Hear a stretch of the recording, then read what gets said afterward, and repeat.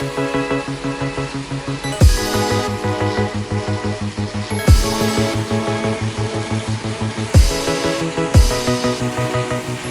big component of preparing for an ultra endurance race is the training. What goes on leading up to the main event.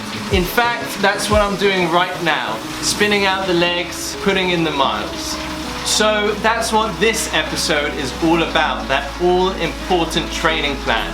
I'm going to run you through it step by step, and it consists of 3 core components. But before we do that, I'm going to give you a run through of the training I've been up to this week. I'm very wet here. I'm riding out to Bolton this morning with Walid.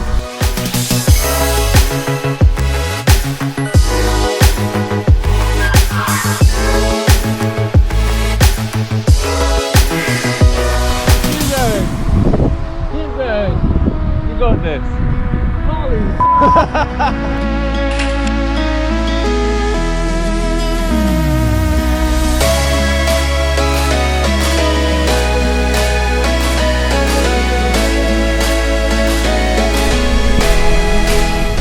Just a short run this morning.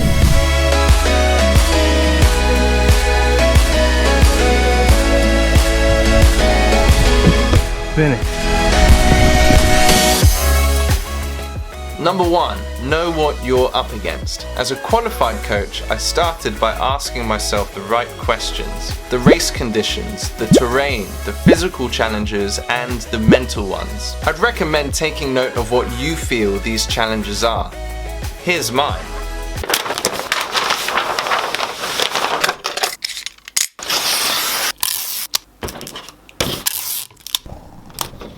So, long distance heat, dehydration, nutrition, climbing, sleep deprivation, mental barriers, back-to-back days, fast recovery, night riding, and solo riding. Then what you do is start creating a training plan that addresses and prepares you as much as possible for the real thing. That's what the orange points on the brainstorm represent, what I'm going to use in my training plan. Number 2 on the list is consistency. The aim of the game is to be consistent. Stay motivated, injury-free, and keep going. There are, however, some great do's and don'ts to help maintain that consistency in your training. Keep up with 1 or 2 weight or strength sessions per week in the gym to build up your body's resilience to repetitive strain and developing that core. Another do, stay motivated by thinking ahead to the event you are training for. Imagine yourself crossing the finish line, or standing on the podium, or hugging your mate, or downing a pint of beer. What does it look like, feel like, sound like? This is basic visualization, and I've linked a video down below that I made which really helps you keep those feelings present and will motivate you to push forwards to the main event. Don't overtrain. It is very easy to overtrain, but don't do it. Don't get carried away. The idea is to build yourself up week by week. Need some advice? Ask me, no worries. Your most important train days are your rest days. But most importantly, don't stop. Sometimes you won't feel like training. Yeah, I know. Sometimes you won't want to get out of bed. I know. Sometimes you'll be in a lot of pain. Yeah, I know. Know that every day is a new day. If you miss a training session, that's okay. If you cut one short, that's also okay. But remember why you're doing this and be consistent. I'd also check out this book by David Goggins talking about mental toughness and his challenging upbringing. And this one by Professor Steve Peters, The Chimp Paradox, which helps you understand your mind a little more and how to use it more effectively in your training.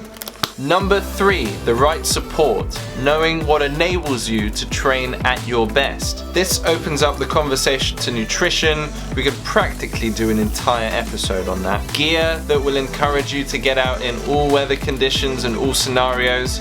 For me personally, that was a rain jacket and heated socks for the UK winter. Having the right people around you to support your goals, whether that's sports fanatic, friends and family, or just those who are really encouraging. Here's a scroll through of my race diary where I track all that information. It addresses questions like, oh, I'm not recovering fast enough for tomorrow's training session. Maybe I need better nutrition. Write that down. Or you can't bear early mornings, so how about splitting up your training sessions into 2 blocks, one in the morning and one in the evening? Give it a go. The training really is hard enough. I mean, I can talk from personal experience. The motivation and consistency is really where it's at. I'm going to leave you with this. Ask yourself, what can I do to encourage myself to train better? So that's all for now, the 3 components of how to train for ultra endurance. Knowing what you're up against, consistency, and the right support. These are my 3 pillars for an effective training plan. What did you think? Has that been helpful? Drop me a note below in the comments section. But please give me a thumbs up and do subscribe, and I'll see you in the next one every Thursday evening right here. Have a good one. Bye bye.